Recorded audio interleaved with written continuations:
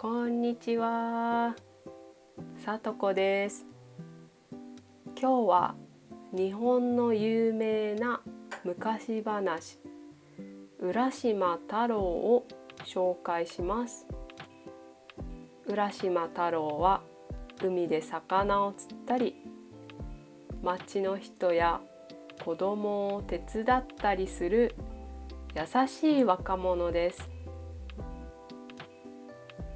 海や亀、そして不思議な箱も出てくるお話ですよ。それでは一緒に浦島太郎の冒険を見ていきましょう。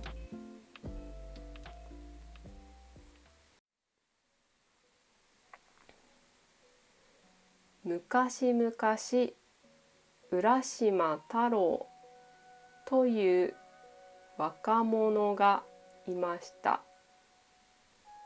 毎日海で魚を釣ったり、村の人や子供を手伝ったりしていました。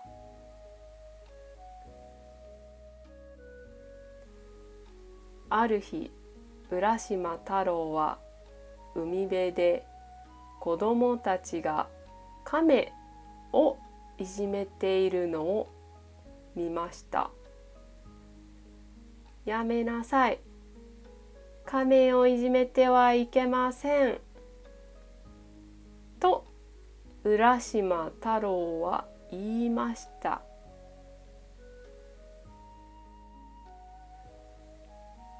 浦島太郎は亀を助けて海に返してあげました。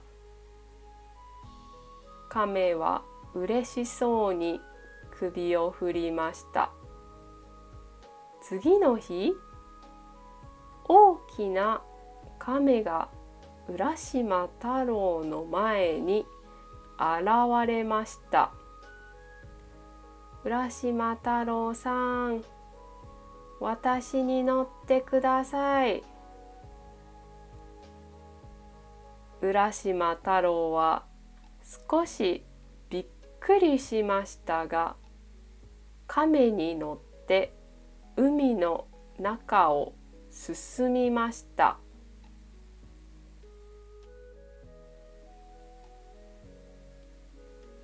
やがて美しい姫が待っている場所に着きました。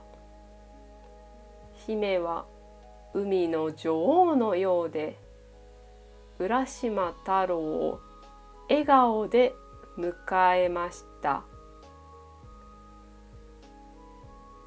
浦島太郎さん、よく来てくださいました。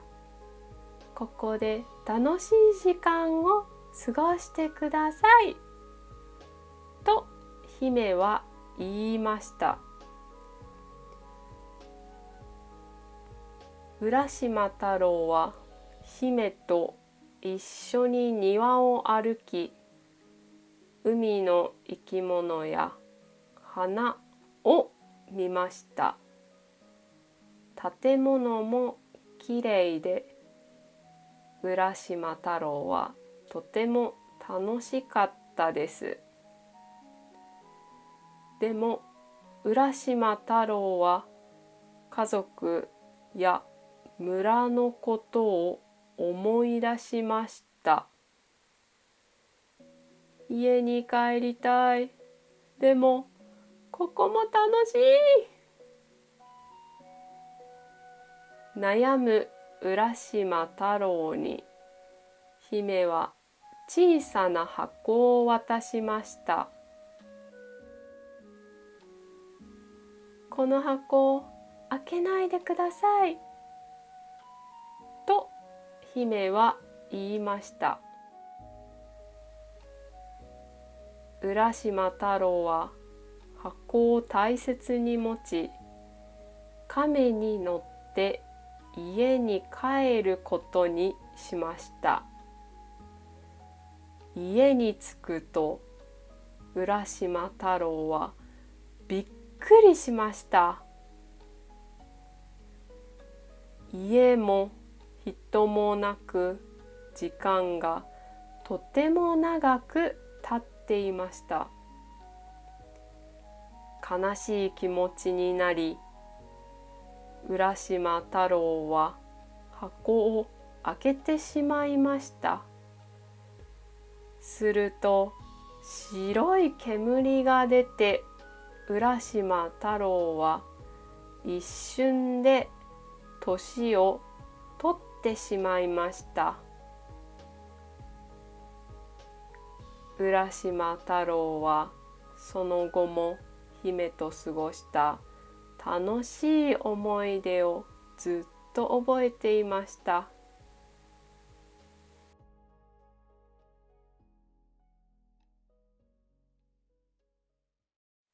はい、では大事な単語と文法を見てみましょ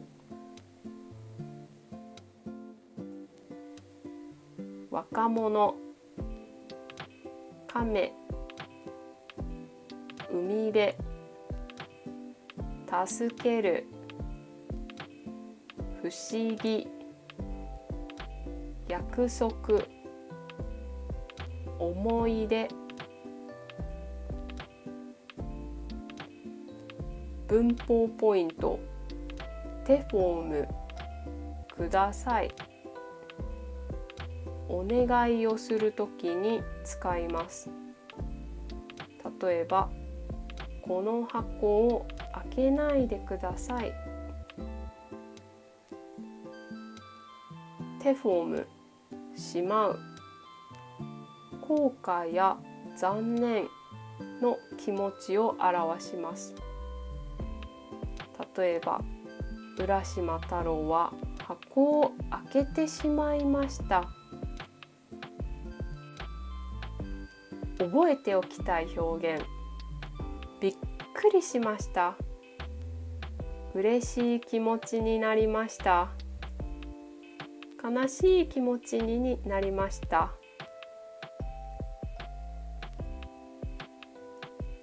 はい、浦島太郎のお話どうでしたか？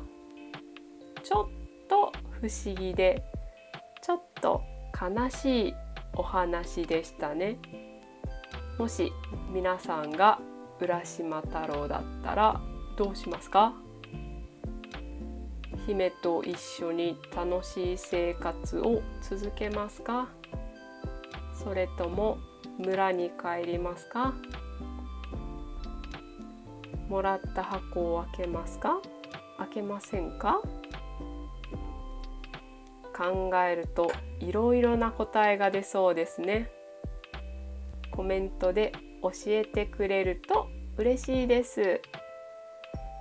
今日も見てくれてありがとうございました。